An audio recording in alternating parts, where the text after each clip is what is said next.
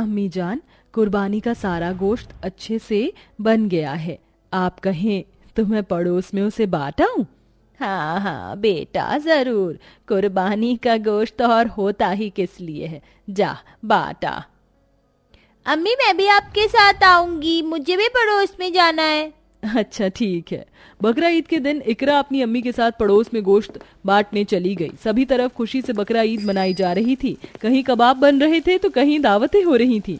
ऐसे में इकरा, अनाबिया और यमुना ने भी अपनी ईद को अच्छे से मनाया और खूब मजे किए। नफीसा के घर में सब कुछ ठीक ही चल रहा था कि एक दिन एक अनहोनी हुई। अम्मी, मैं और शायना जा रहे हैं। अल्लाह हाफिज। ध्यान से जाना। अम्मी, मैं बस अपने घर ही तो जा रही हूँ, आप रो क्यों रही हैं? पता नहीं बेटा, आज क्यों मेरी आंखें गीली हो गईं। जो भी हो, सफर में अल्लाह का नाम लेकर ध्यान से जाना। अपनी पोतियों का मैं ध्यान रख लूंगी। अपनी तीनों बेटियों को नफीसा के भरोसे छोड़कर शायना अपने मायके जाने को निकल गई। बेटियों का मन नहीं था अपनी नानी के घर जाने के, इसलिए वो नहीं गई। तुम तीनों भी चली जाती, अच्छा लगता अपनी नानी से मिलकर। दादी अम्मी, वहाँ बहुत कम मजा आता है, हमें ईद तो आपके साथ मनानी ही अच्छी लगती है। अच्छा चलो, अब अंदर चलो। तीनों दादी और पोती घर के अंदर आ गईं। कुछ देर बाद नफीसा को खबर लगी कि जिस बस से उसके बेटे और बहू जा रहे थे उसमें एक भयानक बम ब्लास्ट हुआ है। ये खबर सुनकर नफीसा जोर जोर से रोने लगी और अपने बहू बेटे को पुकारने लगी। अपनी दादी को रोता देख तीनों बहनें भी समझ गईं और पूरे घर में कोहराम मच गया। या अल्लाह, या अल्लाह, ये तूने क्या किया? मेरे बेटे बहू को मुझसे छीन लिया। हाय हाय। मुझे मुझे अम्मी अम्मी के पास जाना है, अम्मी जान। तीनों बहनें बहुत ज्यादा रोईं। उनके अम्मी अब्बू की लाश भी नहीं मिल पाई थी। किसी तरह रिश्तेदारों के समझाने और संभालने के बाद तीनों बहनों को लगभग 1 महीने में सब्र आया। अब तीनों बहनें ही अनाथ हो चुकी थी और बस उनकी दादी ही थी जिन्हें देखकर उनमें हिम्मत आती थी। पर अपने बहू बेटे के जाने के गम में दादी माँ भी हाथों पैरों से बेकार हो गई थी। दादी, आटा तो जरा सा भी नहीं है, अब हम क्या खाएंगे? अपनी अम्मी की अलमारी में देख लो, हो सकता है कुछ पैसे रखे हुए हो। अम्मी जान की अलमारी में कुछ नहीं है दादी। जब अम्मी नानी अम्मी के घर जा रही थी तब उन्होंने बचे हुए पैसे निकाल लिए थे। ये तो बड़ी दिक्कत की बात है, अब हम क्या करें? दादी माँ, अब जिंदगी की गाड़ी को पटरी पर लाने के लिए लगता है कि मुझे काम करना ही पड़ेगा। मेरी बच्ची, तू तो अभी नन्ही सी जान है, तू क्या काम करेगी? जो काम मिल जाएगा वही कर लूंगी। ऐसे बोलती हुई यमुना काम की तलाश में निकल गई। वहीं यमुना की छोटी बहन अनाबिया भी घर की सारी दिक्कत को जानती थी। वो अपनी दादी अम्मी से बोली, दादी, मैं सोच रही हूँ कि मैं भी घर में ही लोगों की थ्रेडिंग, अपर लिप्स वगैरह कर दिया करूँ। थोड़ा बहुत ब्यूटिशियन तो मैंने भी किया हुआ है, क्यों ना मैं उसी का फायदा उठाऊं। ठीक है मेरी छोटी छोटी परियों, उड़ो जितना उड़ना है। वैसे भी मैं तो बेकार हो गई हूँ, मेरे बस की अब कुछ भी करना नहीं रहा है। तो तुम करो जो तुम्हें अच्छा लगे, मैं तुम्हें नहीं रोकूंगी। शुक्रिया दादी।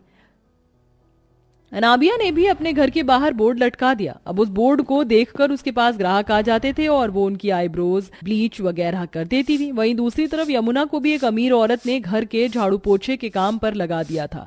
माँ बाप के जाने के बाद बेचारी दोनों बहनें ही अब अपना घर संभालती थीं और उनकी सबसे छोटी बहन इकरा अभी पढ़ाई कर रही थी। ऐसे ही सिलसिला चलता रहा और अब दोबारा से बकरा ईद आने वाली थी। पता भी नहीं चला कि कब तुम्हारे अम्मी अब्बू को गुजरे हुए 1 साल हो गया। अम्मी अब्बू के बिना ये दुनिया अधूरी लगती है ना दादी। हर बकरा ईद पर अब्बू अम्मी कितना अच्छा बकरा लेकर आते थे, हम उसकी कुर्बानी करते थे। लेकिन अब देखो, हमारे पास बकरा लाने के लिए पैसे ही नहीं हैं। सही कहा, मेरा बच्चा हर साल कुर्बानी किया करता था, तुम्हें भी और गरीब बच्चों को ईदी देता था। लेकिन जरा अब देखो। दादी, उदास मत होइए, हमें अल्लाह के फैसलों पर उंगली नहीं उठानी चाहिए। अगर उसने हमारे अम्मी अब्बू को लिया है तो हमारे लिए भी कुछ सोचा ही होगा। बिल्कुल सही कहा। तीनों बहनों ने अपने माँ बाप को सोचकर सब्र कर लिया। तीनों बच्चियों की इस बार बकरा ईद के लिए एक कतर भी नहीं आई थी। सभी तरफ बकरे खरीदे जा रहे थे, कपड़े बनाए जा रहे थे, जिन्हें देखकर तीनों अनाथ बहनें भी तरस रही थी। एक सुबह वो तीनों सोकर ही उठी थीं कि उन्होंने अपने घर के दरवाजे पर बड़ा मोटा सा बकरा बैठा हुआ देखा। अरे ये किसका बकरा है? वाह कितना अच्छा है। ये ले प्यारे बकरे, खा ले। दोनों बहनें खूब उस बकरे के साथ खेली। बकरा भी खेलता रहा, लेकिन कोई उसे लेने नहीं आया। क्या ये किसी का बकरा है भी या फिर ये ऐसे ही हमारे दरवाजे पर आ गया है? अनाबिया ने काफी देर उसके मालिक की राह देखी, लेकिन जब उसे लेने कोई नहीं आया तो वो उसे घर के अंदर ले आई और तीनों बहनों ने उसे खाना खिलाया। नफीसा भी उसे बहुत प्यार कर रही थी। कितना अच्छा है, मुझे तो लगता है कि ये किसी का खोया हुआ बकरा है। सही कहा दादी, देखने से लग रहा है कि इसका बहुत अच्छे से ख्याल रखा गया है। एक तरफ को ये सब चल रहा था तो वहीं दूसरी तरफ बकरे का मालिक। अरे कहाँ गया मेरा बकरा? अब मैं उसे कहाँ ढूंढूं? लगता है कि अब यही पैतरा अपनाना होगा। बकरे का मालिक, जो कि एक जादूगर था, वो उसे ढूंढ रहा था। उसने बकरे को ढूंढने के लिए अपनी जादुई तरकीबें लगाना शुरू कर दिया। वहीं दूसरी तरफ 2 दिन बीत गए, लेकिन कोई बकरा लेने नहीं आया। अब उन तीनों बहनों ने ही उसे अपना बकरा मान लिया था। बकरा ईद में भी बस एक ही दिन बाकी था कि तभी यमुना अपनी दादी से बोली, दादी हमारे अब्बू हर साल कुर्बानी किया करते थे, कहीं अल्लाह मियाँ ने ये बकरा इसीलिए तो हमारे पास नहीं भेजा है। चलिए क्यों ना इस बार इसी की कुर्बानी कर दे, वैसे भी ये तो सवाब का काम है। मैं भी यही सोच रही थी। कुर्बानी को सुनते ही बकरा एकदम घबरा गया और इंसानी आवाज में चमकते हुए बोला, नहीं, ऐसा मत करना, मेरी कुर्बानी मत करना। ये तो बोल रहा है। हाँ, मैं बोल सकता हूँ क्योंकि मैं एक जादुई बकरा हूँ। अगर तुम मेरी कुर्बानी नहीं करोगी तो मैं तुम्हारे हालातों को बदल दूंगा, तुम्हारी जिंदगी को अच्छी कर दूंगा। लेकिन प्लीज मेरी कुर्बानी मत करना। मेरा मालिक एक बहुत बड़ा जादूगर है, उसी ने मुझे जादुई बकरा बनाया था, लेकिन अपनी शक्तियों को बढ़ाने के लिए उसके मन में लालच आ गया। वो मेरी बलि चढ़ाने वाला था, लेकिन उसके ऐसा करने से पहले मैं सब कुछ समझ गया और वहां से भाग आया। और फिर मुझे तुम मिली और अब तुम भी मेरी बलि चढ़ाने को बोल रही हो। बलि नहीं, कुर्बानी। लेकिन तुम बोलने वाले बकरे हो तो हम तुम्हारी कुर्बानी नहीं करेंगे। तुम्हें कुर्बान कर देना तो किसी इंसान की कुर्बानी करने के जैसा है, हम ऐसा नहीं करेंगे। लेकिन जादुई बकरे, तुमने जो कहा, क्या तुम वो सब कर सकते हो? हाँ जरूर। बकरा ऐसा बोलकर चमकना बंद हो गया। अगली सुबह ईद थी। बकरे ने तीनों बहनों को अपने जादू से ईदी दी। बकरे, तुम्हारे पास ये पैसे कहाँ से आए?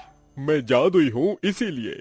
अब तुम एक काम करो इकरा, यहाँ जितने भी गरीब और अनाथ बच्चे हों उन सभी को मेरे पास ले आओ। मैं उनकी भी ईद को मुबारक करना चाहता हूँ। बकरे की बात सुनकर इकरा सभी बच्चों को ले आई। बकरा चमकने लगा और उसने सभी बच्चों को ईदी दी। ईदी लेने के बाद हर चेहरे पर मुस्कान थी। उसके बाद बकरे से अपना जादू चलाया और अनाबिया का काम चलवा दिया और उन तीनों बहनों को ईदी के साथ साथ काफी सारे पैसे भी दिए। ये सब करने के बाद मैंने अपना वादा पूरा किया, तो अब तुम मुझसे वादा करो, अगर मेरा मालिक यहाँ आया तो तुम उसे मेरे बारे में नहीं बताओगी। ये भी कोई पूछने की बात है? हम उसे कुछ नहीं बताएंगे। तुम आज से हमारे बकरे हो और यहाँ पर बिल्कुल सुरक्षित हो। तीनों बहनों की बात सुनकर बकरा खुश हो गया। अब अब्दुल उसे ढूंढता हुआ वहां आया तो तीनों बहनों ने अपने बकरे को दुबका दिया और अब्दुल को लौटा दिया। अब वो बकरा उन तीनों के साथ खुशी खुशी रहता था। उसके जादू के जरिए अब उन बहनों का काम भी चल निकला था और अब सब कुछ ठीक हो चुका था।